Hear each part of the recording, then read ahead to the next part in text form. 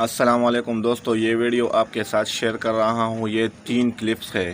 پہلا عمران خان کا، دوسرا ایک مولوی ہے، اس کو آخری والے لازمی دیکھنا۔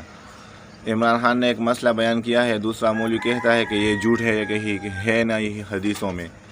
پھر یہ تیسرا مولوی جو ہے نا، اس کا آپ بیان سن لو کہ یار کون سچا ہے۔ عمران خان کیا پتہ نہیں کیسے کیسے دشمن نکلے ہیں۔ یہ ویڈیو پوری دیکھنا، اینڈ میں کمنٹ میں بتا دینا کہ کون سا مولوی ٹھیک کہہ رہا ہے، ٹھیک ہے؟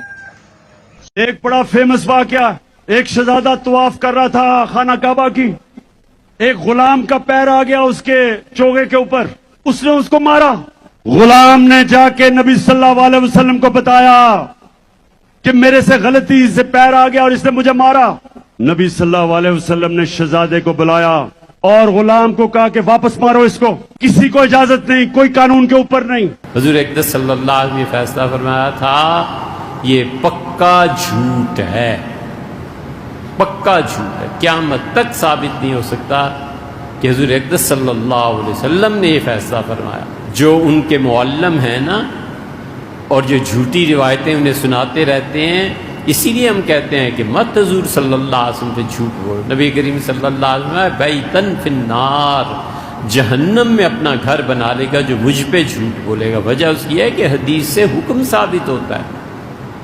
حضور اقدس صلی اللہ علیہ وسلم نے کب کسی کو ایسے کیا؟ اور عمر تو ساری تم برباد کرتے ہو خدا کی نافرمانی میں۔ اب تمہیں یاد آتی ہیں روایات، اب مذہب کا بھی سہارا لینا ہے، مذہب کا بھی ٹچ دینا ہے، تو جھوٹ بکو۔ حضور اقدس صلی اللہ علیہ وسلم پہ کون روکنے اور پوچھنے والا ہے؟ سرکار جو ایک بات یاد آ گئی، حضرت عمر کا زمانہ تھا تو غسان کے بادشاہ نے کلمہ پڑھ لیا۔ جو لوگ غریب کہلاتے ہیں نا، وہ ذرا میری بات پہ زیادہ توجہ کریں، غریبوں کو سنانے لگاؤں، غریب ذرا توجہ کریں۔ غسان کے بادشاہ نے اسلام قبول کر لیا، اور اسلام قبول کرتے ہی وہ آئے حج کرنے۔ حج کے بعد فارغ ہوئے تو ایک نفلی طواف کر رہا تھا غسان کا بادشاہ، شاہ غسان۔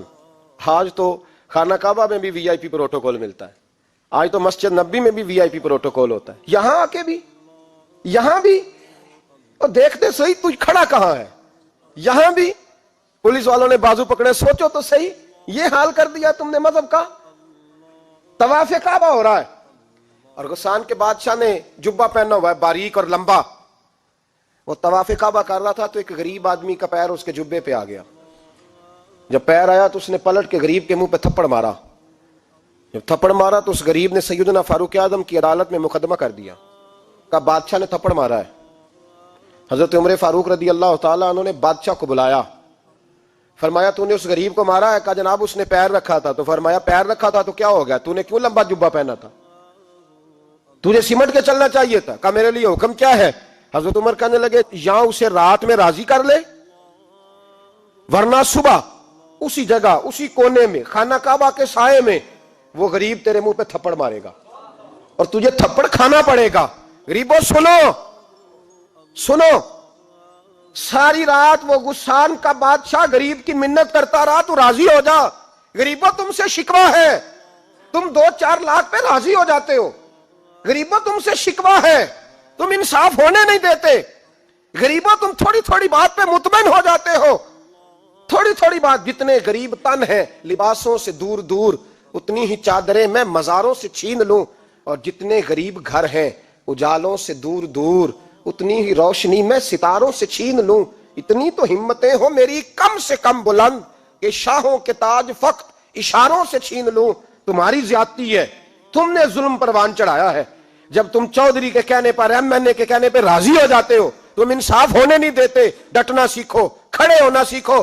جب اسے کہا نا راضی ہو جا، تو وہ غریب کہنے لگا میں راضی ہو جاؤں اور کل تو کسی اور کو بھی تھپڑ مارے؟